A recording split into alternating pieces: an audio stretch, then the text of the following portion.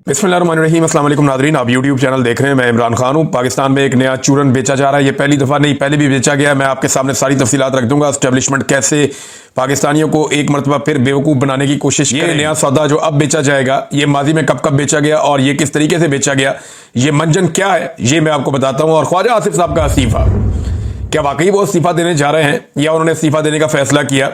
और ये ADCR जो है, एडिशनल जो डिप्टी कमिश्नर है वहाँ का सियालकोट का, ये इसका इस्तीफा इतना बड़ा है और क्या इतना अहम मामला है? ये मामला है क्या, इस पे बात करते हैं। लेकिन पहले इमरान खान साहब ने जेल से एक स्टेटमेंट दिया है। उनका एक ऑफिशियली स्टेटमेंट आ गया है पाकिस्तान तहरीक इंसाफ के 5 अगस्त के एहतजाज के बाद।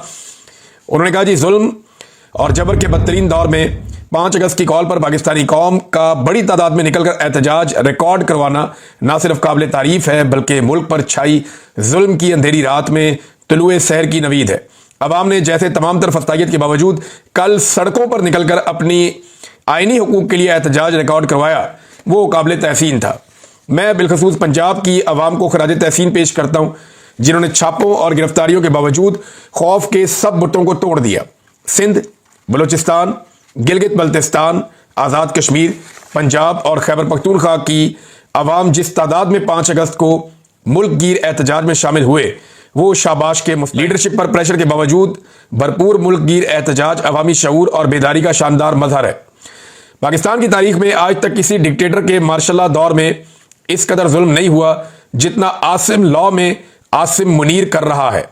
मौजूदा दौर का मवाजना ना सिर्फ याह्या खान के दौर से किया जा सकता है, जब अवामी राय को रोंदने की गर्ज से मुजीबुर रहमान की पार्टी और अवाम पर फस्तायत के पहाड़ तोड़े गए और महज अपने इक़्तिदार के लिए मुल्क को 2 लख्त कर दिया गया था। आज मुल्क में जो हो रहा है वो सकूते ढाका के दौर की याद ताज़ा करता है। तब भी जमहूरियत का गला घोंटकर कानून की बालादस्ती का मुकम्मल खात्मा कर दिया गया था। मीडिया की आज़ादी और एहतजाज का हक छीन लिया गया था और मुल्क में सिर्फ जंगल का कानून नाफिज था। इस जबर के निज़ाम से निजात सिर्फ तब मुमकिन है जब यह कौम यकजा होकर खड़ी होगी। हमारी तहरीक का अगला अहम दिन 14 अगस्त है।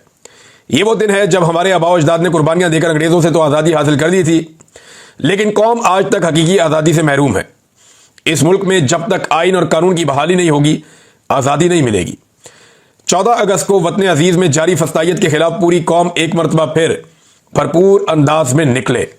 हमें इस माफिया से आज़ादी लेना होगी और आज़ादी लेना तब ही मुमकिन होता है जब कोई कौम कुर्बानी देने को तैयार हो। याद रखें कि बहादुर कौमों को दुनिया में कोई ताकत शिकस्त नहीं दे सकती।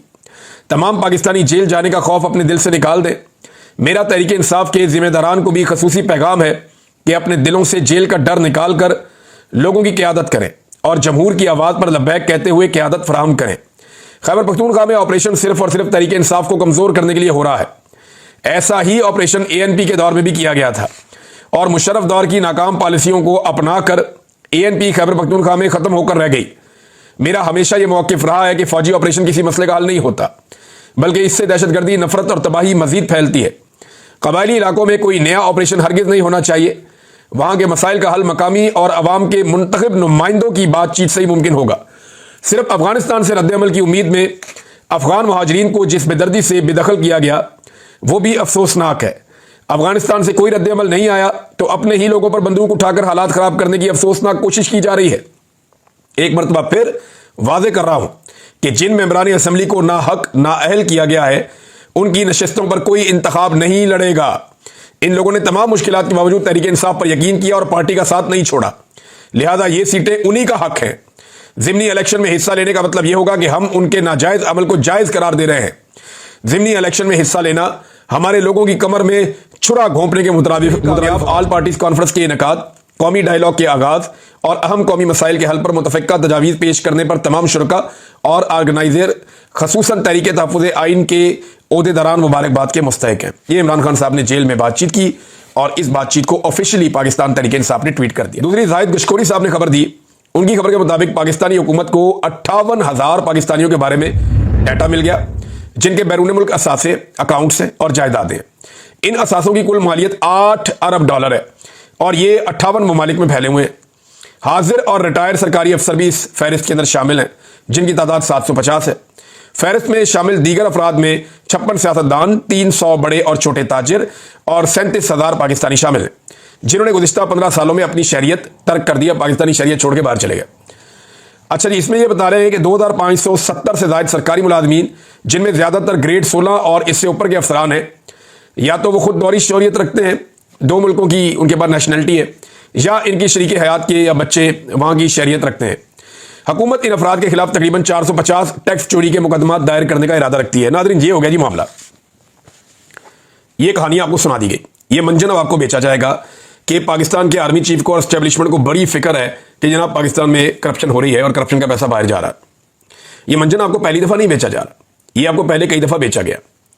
ये मंजन आपको ज़ियाउल हक के दौर में बेचा गया, ये मंजन आपको परवेज़ मुशर्रफ के दौर में बेचा गया, ये मंजन आपको राहील शरीफ के दौर में बेचा गया, ये मंजन आपको जनरल बाजवा के दौर में बेचा गया, और यही मंजन आपको अब आसिम मुनीर साहब भी इनके दौर में भी बिक रहा है। अब मंजन है क्या कि एस्टेब्लिशमेंट को बहुत गुस्सा चढ़ता है जब कोई करप्शन करता है। देखिए, मेरी दिलचस्पी इसमें है कि पाकिस्तान के सारे फैसले तो करती है एस्टेब्लिशमेंट। हर इदारे के ऊपर काबिज कौन है? एस्टेब्लिशमेंट। हर जगह पे बैठा हुआ कौन है? एस्टेब्लिशमेंट। नैब को कौन करता है कंट्रोल? एस्टेब्लिशमेंट। जितने इदारों में करप्शन हो रही है वो एस्टेब्लिशमेंट की नाक के नीचे हो रही है। तो जिस वक्त करप्शन हो रही थी, जब मीडिया बता रहा था, तब इनके कानों पे जूं तक नहीं रेंगी। अब अचानक से इनको करप्शन क्यों याद आ गई, ये सोचने वाली बात। एक बात जिसके ऊपर मुझे पूरा यकीन है कि करप्शन को लेकर मिलिट्री एस्टेब्लिशमेंट के अंदर जरा सा भी रद्द-ए-अमल नहीं है, इतना सा 1 टके का रद्द-ए-अमल नहीं है। उसकी वजह यह है कि अगर इन्हें करप्शन बुरी लगती तो ये आसिफ अली जरदारी और नवाज शरीफ के केसेस माफ करवा के उन्हें इक़्तिदार में कभी ना लेकर आते। अगर इन्हें करप्शन बुरी लगती तो ये NRO 1 और NRO 2 दोनों NROs कभी ना देते। और ये दोनों NROs किसने दिए? मिलिट्री एस्टेब्लिशमेंट ने दिए। एक दफा मुशर्रफ दौर में हुआ, एक दफा बाजवा के और आसिम मुनीर साहब के दौर में हुआ। तो इसको आप ज़हन में रख लें कि पाकिस्तान की मिलिट्री एस्टेब्लिशमेंट करप्शन को अप्रिशिएट कर सकती है, करप्शन के बिल्कुल खिलाफ बुरा नहीं समझते। वो बुरा समझते हैं कि कोई अकेला करप्शन करे, या उन्हें बुरा लगता है कि कोई करप्शन करे और फिर बात भी ना माने। यानी अगर उनकी बात मानते रहे, आप करप्शन करते रहे, प्रॉब्लम ही कोई नहीं है। मुझे खुद मिलिट्री एस्टेब्लिशमेंट के एक बंदे ने यह कहा था कि हमें वो आदमी सूट करता है जो करप्ट होता है, क्योंकि उससे हम बड़े आराम से अपना काम करवा लेते हैं। जो बंदे ईमानदार होते हैं और जिनके अंदर ज्यादा हुब्बुल वतनी का वो भरा हुआ होता है जज्बा, वो हमारे काम नहीं आ सकते। मुझे खुद कहा था और सीनियर ऑफिसर ने कहा था। अब नाज़रीन, मामला यह है कि ये जो करप्शन की कहानी सुनाई जा रही है, ये क्यों सुनाई जा रही है? ये आपको सिर्फ एक मंजन बेचा जा रहा है, और ये पहली दफा नहीं है। ये नून लीग का और मिलिट्री एस्टेब्लिशमेंट का तरीका वारदात है। एक खबर सुनाता हूं आपको। 9 मई तो आपको याद होगा, 9 मई 2023। लेकिन आज आपको एक और 9 मई मैं याद करवाता हूं, और ये है 9 मई 2014, यानी आज से 11 साल पहले 9 मई। उस 9 मई पे इसहाक डार साहब ने कौम को यह बताया था, जुम्मे का दिन था, और पार्लियामेंट के अंदर उन्होंने बताया था कि पाकिस्तानियों के 200 अरब डॉलर्स पड़े हुए हैं स्विस बैंकों के अंदर। अब तो ये कह रहे हैं ना 8 अरब डॉलर, यानी जितनी औकात होती है उतनी बड़ी बात करता है लोग। उस दौर में जरा एस्टेब्लिशमेंट और हुकूमत को लगता था बहुत पैसा है। अभी बेचारे 1-1 अरब डॉलर के लिए तरस रहे हैं, तड़प रहे हैं, बेचारे पैसा ही नहीं है इनके पास अपना। तो अब 8 अरब डॉलर पे आ गया। वो 200 अरब डॉलर स्विस बैंकों में पड़ा हुआ था डार के मुताबिक। अब कहते हैं जी 8 अरब डॉलर है जो बाहर पड़ा हुआ पाकिस्तानियों का, हमने लेकर आना है वापस। तो ये 200 अरब डॉलर कहां गया? ये तब भी चूना बेचा गया था पाकिस्तानियों को, और चूना लगाया गया था, चूरन बेचा गया था। स्विस बैंकों से 200 अरब डॉलर वापस लाएंगे। हुकूमत का कौमी असेंबली में ऐलान। 2014 में नवाज शरीफ की हुकूमत, इसहाक डार वजीर खारजा और राहील शरीफ था गालिबन उस वक्त, राहील शरीफ ही था उस वक्त, आर्मी चीफ था। पाकिस्तान में करप्शन की एक और होशरुबा दास्तान मंजर आम पर आ चुकी है। जी हाँ, बात हो रही है 2000 अरब रुपए की करप्शन की, एक ऐसी रकम जो न सिर्फ आम पाकिस्तानी के होश आड़ा दे बल्कि मुल्क की मईशत को भी झंझोड़ कर रख दे। इमरान रियाज खान, जो हमेशा हक बात कहने से नहीं डरते, उन्होंने इस मामले पर खुलकर बात की।